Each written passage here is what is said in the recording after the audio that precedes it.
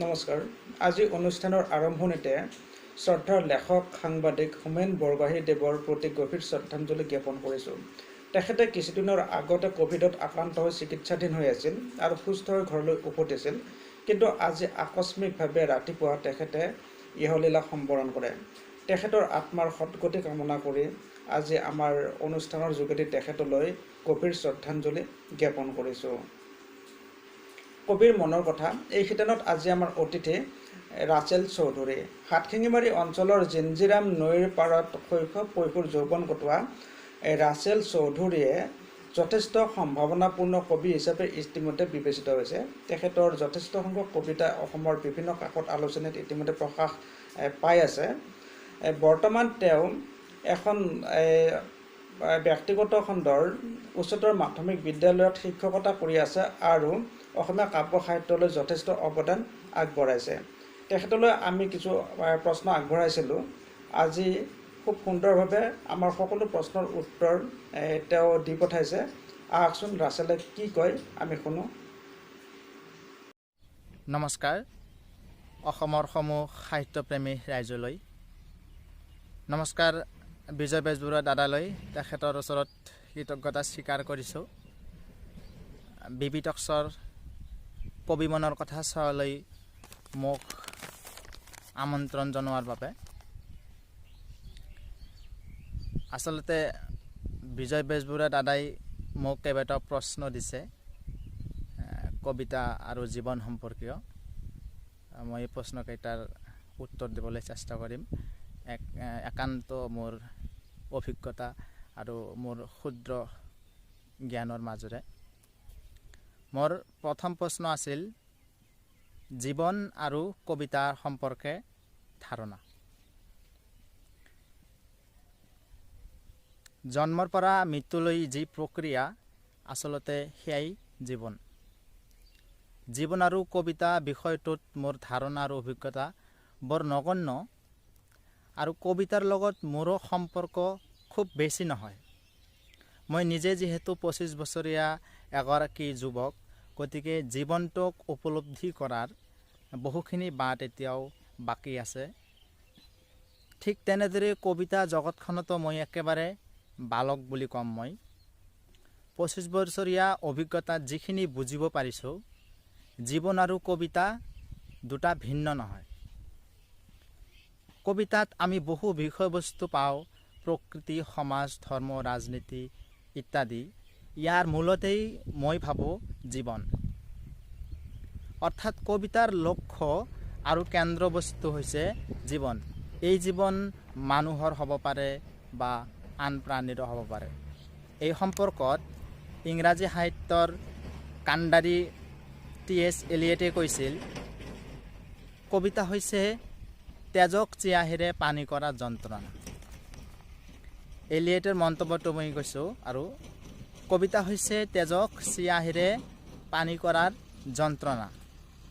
ঠিক তেনেদৰেই আমাৰ নোবেল পুৰস্কাৰ প্ৰাপ্ত কবিগুৰু ৰবীন্দ্ৰনাথ ঠাকুৰে কৈছিল, আজকালকেৰ কবিতাৰ বাবুগিৰি হচ্ছে পচা মাংসেৰ বিলাসত। এই T.S. এলিয়ট আৰু ৰবীন্দ্ৰনাথ ঠাকুৰৰ কবিতা সম্পৰ্কীয় মতবাদ বা ধাৰণাটোত আমি কিন্তু জীৱনৰ গভীৰ সম্পৰ্ক, গভীৰ অৰ্থ বিচাৰি পাওঁ। হে চমুকৈ যদি মই কওঁ, ইংৰাজী সাহিত্যত এটি চুটি কবিতা আছে, পে ডে। মই কবিগৰাকীৰ নাম নাজানো। পে ডে এটা চুটি কবিতা আছে। কবিতাটোৰ শিৰোনামো পে ডে আৰু কবিতাটোৰ শৰীৰটোও পে ডে। গতিকে জীৱন আৰু কবিতাৰ সম্পৰ্কত ক'বলৈ গ'লে, জীৱন শব্দটো এটা কবিতা আৰু কবিতাই হৈছে জীৱন। মই মোৰ অভিজ্ঞতাৰ পৰা বা মই সাহিত্যৰ চৰ্চা কৰি জীৱনক উপলব্ধি কৰিব বিচাৰি যিখিনি বুজিছোঁ, জীৱনক ভালদৰে উপলব্ধি কৰিব নোৱাৰিলে এগৰাকী কবিয়ে কেতিয়াও ভাল কবিতা লিখিব নোৱাৰে। কবিতা লিখিবলৈ হ'লে, সাহিত্য চৰ্চা কৰিবলৈ বা সাহিত্য ৰচনা কৰিবলৈ হ'লে জীৱনক গভীৰভাৱে উপলব্ধি কৰিব লাগিবই। মোলৈ আগবঢ়োৱা দ্বিতীয় প্ৰশ্ন আছিল নদী আৰু কবিতাৰ সম্পৰ্ক।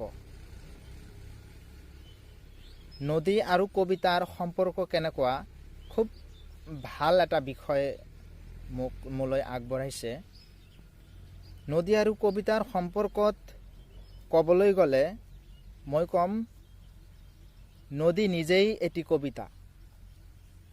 নদী নিজে এটি প্ৰাকৃতিক কবিতা। The river is a natural poem. নদীৰ পাৰত বহিলে, মই নিজেই আচলতে নদীৰ পাৰৰ ল'ৰা। মোৰ ঘৰখন নদীৰ ওচৰতেই। আপোনালোকক মই নদীখন দেখুৱাইছোঁ। মই নদীৰ পাৰতে এতিয়া বহি আছোঁ। এই নদীখনৰ নাম হৈছে জিঞ্জিৰাম নদী। ব্ৰহ্মপুত্ৰৰ পৰা ওলাই অহা মানে সুতি আহিছে। এতিয়া অলপ শুকাই গৈছে, বানত আকৌ জি উঠিব। গতিকে মই নদীৰ লগত মোৰ ব্যক্তিগত জীৱনৰ খুব গভীৰ সম্পৰ্ক আছে। নদীত গা ধুয়ে মই শৈশৱ পাৰ কৰিছোঁ। নদীত গা ধুয়ে মই যৌৱন প্ৰাপ্ত হৈছোঁ। নদীৰ ভংগা গৰাৰ অভিজ্ঞতাৰে জীৱনটোক ইমানখিনি আগুৱাই লৈ আহিছোঁ। নদীৰ পাৰত বহিলে আমাৰ মনটো কিবা এটা ভাল লগা এটা অনুভূতি আহে, কিবা এটা আনন্দ। প্ৰকৃতিক আমি ওচৰৰ পৰা চাব পাৰোঁ নদীৰ পাৰত বহিলে। নদীৰ পাৰত বহিলে, নদী চালে আমি জীৱনটোক আৰু যেন অলপ গভীৰভাৱে উপলব্ধি কৰিব পাৰোঁ। নদীৰ দুয়োকাষে যি এফালে চৰণীয়া পথাৰ থাকে, আনফালে বসতি থাকে। এই নদীক কেন্দ্ৰ কৰি মানুহবিলাকৰ জীৱনটো গঢ় লয়। মানুহবিলাকৰ জীৱনৰ উত্থান পতন আহে। নদী বানপানী বাৰিষা সময়ত নদীয়ে কি হয় মানে উঠাই লৈ যায়। কেতিয়াবা পাৰবিলাক ভাঙি লয়। আকৌ সিফালে খেতি বাতি নষ্ট কৰে। মানুহৰ স্বপ্নবিলাক ভাঙি যায়। আকৌ নদীয়ে পলস পেলাই, পানী শুকাই যায়, বান শুকাই যায়। আকৌ মানুহবিলাকে নতুনকৈ স্বপ্ন চাবলৈ আৰম্ভ কৰে। নতুনকৈ পথাৰত শস্য হৈছে। এই যে নদীক কেন্দ্ৰ কৰি সমাজ এখন গঢ়ি উঠে। আমাৰ ভাৰতবৰ্ষ বা অসমখনত যিহেতু এখন নদী প্ৰধান ৰাজ্য নাইবা নদীমাতৃক দেশ, ঠিক তেনেকৈ বিশ্ব সাহিত্যত যিমানবিলাক আমি সভ্যতা, শ্ৰেষ্ঠ সভ্যতা বা উন্নত সভ্যতা পাওঁ, সেই সভ্যতাবিলাকতো আমি দেখোঁ নদীৰ এটা বিশাল অৱদান থাকে। আচলতে আমি ইতিহাস খুচৰি চালে গম পাওঁ যে নদীক কেন্দ্ৰ কৰিয়েই আচলতে আমাৰ সভ্যতাবিলাক গঢ় লৈ উঠিছিল। আদিম মানুহবিলাকে নদীৰ পাৰত বসবাস কৰিছিল, নদীত মাছ ধৰিছিল। বন্য প্ৰাণীবিলাক নদীৰ পাৰলৈ পানী খাবলৈ আহিছে, তেতিয়া সিহঁতে চিকাৰ কৰাৰ সুবিধা হৈছিল। আৰু যিটো আমাৰ যোগাযোগ ব্যৱস্থা আছিল বা পথ আছিল, পৰিবহণ ব্যৱস্থাটো প্ৰধান আছিল নদীক কেন্দ্ৰ কৰি। নদীৰ মানুহে বাট বিচাৰি নাপালে নদীয়েদি আহিব পাৰিছিল। এই যে নদীৰ লগত পৃথিৱীৰ আৰম্ভণিৰ পৰা নদীৰ লগত মানুহৰ বা সমাজৰ যিটো এটা গভীৰ সম্পৰ্ক, নিৰবিচ্ছিন্ন এটা সম্পৰ্ক, এই সম্পৰ্কটো ইমান শিপাই গৈছে যে সি কবিতাৰ লগত, সি সাহিত্যৰ লগত একেবাৰে এটা মুদ্ৰাৰ দুটা পিঠিৰ দৰে হৈ গৈছে। আমি অসমীয়া সাহিত্যত কেইবাখন উপন্যাস পাম। যেনেকুৱা নৱকান্ত বৰুৱাৰ উপন্যাস এখন পঢ়িছিলোঁ আমি, একাদশ শ্ৰেণীত পঢ়িছিলোঁ, কপিলী পৰিয়া সাধু। ঠিক তেনেকৈ বাংলা সাহিত্যৰ মানিক বন্দ্যোপাধ্যায়ৰ উপন্যাস পঢ়িছিলোঁ পদ্মা নদীৰ মাজী। ইংৰাজী সাহিত্যত পঢ়িছিলোঁ the old men at the sea. তেনেকুৱা আমি বিশ্ব সাহিত্যত বা আমাৰ প্ৰান্তীয় সাহিত্যবিলাকতো চাওঁ যে নদীক কেন্দ্ৰ কৰি বহুত শ্ৰেষ্ঠ সাহিত্য ৰচনা হৈছে। ঠিক তেনেকৈ মই ক'ম যে নদীৰ লগত কবিতাৰ এটা গভীৰ সম্পৰ্ক আছে। নদীৰ যিটো গতি, নদীৰ যিটো কাৰ্য, নদীৰ যিটো প্ৰকৃতি, এই প্ৰকৃতি চাই আমাৰ কবিতাৰ বহুত সমল যোগায়, মনটো পবিত্ৰ কৰে। আৰু মানে মই ভাবোঁ যে কবি এগৰাকীয়ে জীৱনত কবি এগৰাকীয়ে ভাল কবিতা লিখিবলৈ জীৱনত এবাৰ হ'লেও নদীৰ পাৰত বহা উচিত। মোলৈ আগবঢ়োৱা তৃতীয় প্ৰশ্নটো আছিল, বৰ্তমান অগ্ৰজ কবিসকলে নবীন কবিসকলক গুৰুত্ব নিদিয়ে নেকি? প্ৰশ্নটো খুব জটিল প্ৰশ্ন। মই কিমানখিনি এই সম্পৰ্কে শুদ্ধ কথা ক'ব পাৰিম মই নাজানো, তথাপি চেষ্টা কৰিম। আচলতে অগ্ৰজ কবিসকলে নবীন কবিসকলক গুৰুত্ব দিয়ে নে নিদিয়ে, এই কথাটো কেৱল মই ভাবোঁ কেৱল অসমতেই নহয়, ভাৰতবৰ্ষৰ বিভিন্ন প্ৰান্তীয় ভাষাবিলাকৰ লগতে পৃথিৱীৰ বিভিন্ন সাহিত্যত বা বিভিন্ন দেশতো তেনেকুৱা এটা ধাৰণা প্ৰচলিত হৈছে যে অগ্ৰজ কবিসকলে নবীন কবিসকলক গুৰুত্ব দিবলৈ নিবিচাৰে নেকি। মই এইটো কথাত এটা কথা স্পষ্ট হ'ব বিচাৰিছোঁ, যে মানে ক'ব বিচাৰিছোঁ, আচলতে নবীন কোন? নবীন বুলি ক'লে মই কিন্তু বয়সত নবীন, যে এগৰাকী 20 বছৰীয়া কবিয়ে কবিতা লিখিবলৈ আৰম্ভ কৰিছে মানেই তেখেতে নবীন নহ'বও পাৰে।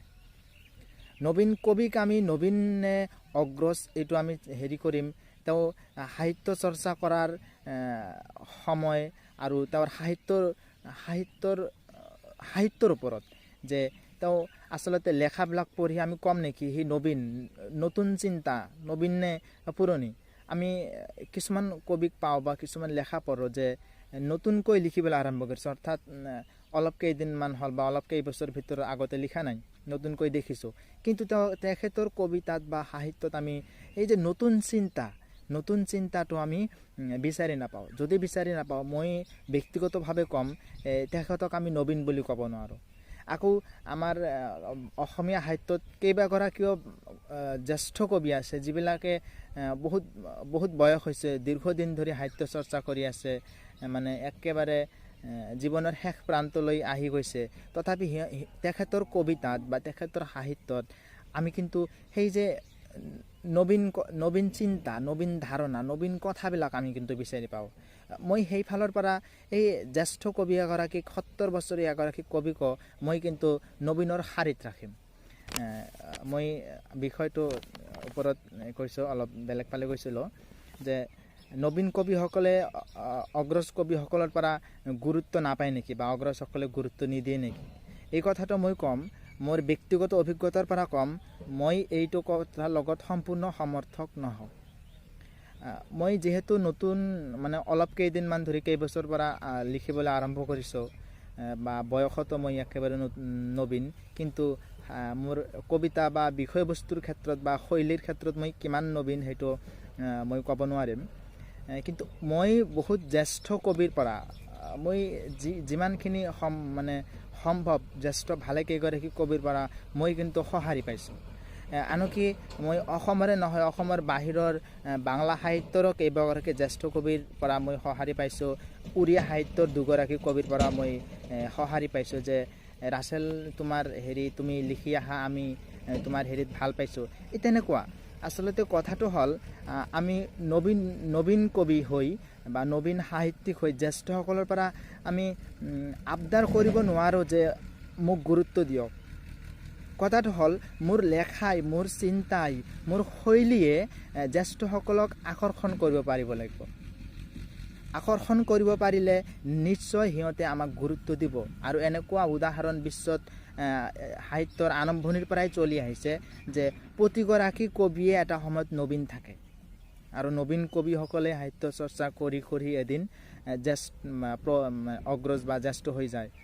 গতিকে মই এই সম্পৰ্কত স্পষ্টভাৱে এটা কথাত ক'ম, যে আমি নবীনসকলে ভাল সাধনা কৰোঁ, ভাল সাহিত্য চৰ্চা কৰোঁ, ভাল সাহিত্য ৰচনা কৰোঁ, আমি নিশ্চয় এদিন অগ্ৰজসকলৰ পৰা আমি সঁহাৰি বা গুৰুত্ব পাম। প্ৰশ্নটো আছিল, নবীন কবিসকলৰ মাজত সাহিত্য চৰ্চা বা কবিতা চৰ্চাৰ গুৰুত্ব কমি যোৱা যেন দেখে নেকি? আচলতে মই এই কথাটোত সম্পূৰ্ণ সমৰ্থক নহওঁ যে নবীন কবিসকলৰ সাহিত্য চৰ্চাৰ গুৰুত্ব কমি গৈছে। হয়, এইটো কথাও ক'ব লাগিব যে আমি নতুনৰ বহুতেকে আমি কবিতা পঢ়ি গম পাইছোঁ যে সিহঁতৰ অধ্যয়নৰ অলপ কম আছে, যে অধ্যয়ন আৰু কৰিব লাগিব। কবিতা পঢ়ি তেনেকুৱা লাগে ভাষাৰ ক্ষেত্ৰত, বিষয়বস্তুৰ ক্ষেত্ৰত নাইবা শৈলীৰ ক্ষেত্ৰত।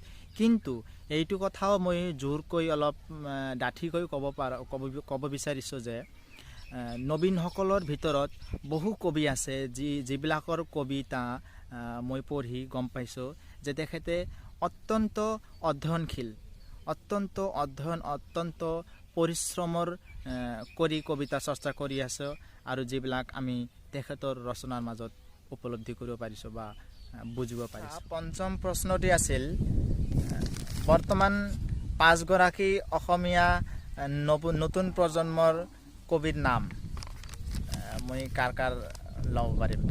আচলতে এইটো এটা খুব জটিল প্ৰশ্ন। অসমত ইমান ভাল নবীন কবি বৰ্তমান মই দেখিছোঁ যে এই মুহূৰ্তত মই কোন কেইগৰাকীৰ নাম ল'ব পাৰিম। মই যিগৰাকীৰ নাম মই এই মুহূৰ্তত মনত আহিব, মই ক্ষমা বিচাৰিছোঁ। আপোনালোকে যিকেইগৰাকীৰ নাম ল'ব নোৱাৰিম তেখেতে যেন বেয়া নাপায়। নবীন কবিসকল বুলি ক'লে মোৰ এই মুহূৰ্তত মনলৈ আহিছে উকিল শইকীয়া, কাজী নীল, ভাস্কৰ্য নাথ, লগতে আছে সংগীতা মেধি, তাৰপিছত মিণ্টুল হাজৰিকা, এইখিনি আৰু আছে বহুতে নবীন কবি বহুত কেইগৰাকী আছে, কিন্তু এই মুহূৰ্তত মই পটককৈ মানে চবৰে নাম লোৱা সম্ভৱ নহয়, গতিকে কোনো যাতে এইফালে মানে বেয়া নাপায়। ষষ্ঠ প্ৰশ্নটো আছিল, 6 নম্বৰ প্ৰশ্নটো আছিল মোৰ ভৱিষ্যত গ্ৰন্থ পৰিকল্পনা নাইবা প্ৰকাশিত গ্ৰন্থ সম্পৰ্কত। আচলতে মোৰ এতিয়ালৈকে প্ৰকাশিত গ্ৰন্থ নাই বা এখনো গ্ৰন্থ মই প্ৰকাশ কৰা নাই। মোৰ গ্ৰন্থ পৰিকল্পনা আছে, চেষ্টা কৰি আছোঁ যে পাঠকৰ মাজত মোৰ কবিতাবিলাক ছপা আকাৰত, গ্ৰন্থ আকাৰত উলিয়াই দিব পাৰিম বুলি আশা কৰিছোঁ। মই চেষ্টা কৰি আছোঁ, পাণ্ডুলিপিৰ কাম কৰি আছোঁ। এইবাৰ ডিচেম্বৰ নতুবা জানুৱাৰীৰ ফালে হয়তো দিনকেইটা ভালে গ'লেই আমি আপোনালোকৰ হাতলৈ কাব্যগ্ৰন্থ এখন তুলি দিম। নমস্কাৰ, বিজয় বেজবৰুৱা দাদালৈ ধন্যবাদ জনাইছোঁ, আন্তৰিক কৃতজ্ঞতা জনাইছোঁ আপোনাৰ ইউটিউব চেনেল বিবি টকছলৈ মোক আমন্ত্ৰণ জনোৱাৰ বাবে। কবিতা জীৱন, কবিতাৰ লগত নদী সম্পৰ্ক, বৰ্তমান কবিতাৰ প্ৰেক্ষাপটত মোৰ ধাৰণা ইত্যাদি কথাবোৰৰ লগত মই কিমানখিনি শুদ্ধ, কিমান ভাল ক'ব পাৰিছোঁ মই একেবাৰে নাজানো। আপোনালোকলৈ এৰি দিছোঁ। ধন্যবাদ, নমস্কাৰ। ৰাছেলে ইমানখিনি সময় আমাক দিয়াৰ বাবে ৰাছেলৰ ওচৰত আমি কৃতজ্ঞ। তেওঁৰ কাব্যযাত্ৰা শুভ হওক এই কামনাৰে আজি আমাৰ অনুষ্ঠান ইমানতে সামৰিছোঁ। ধন্যবাদ।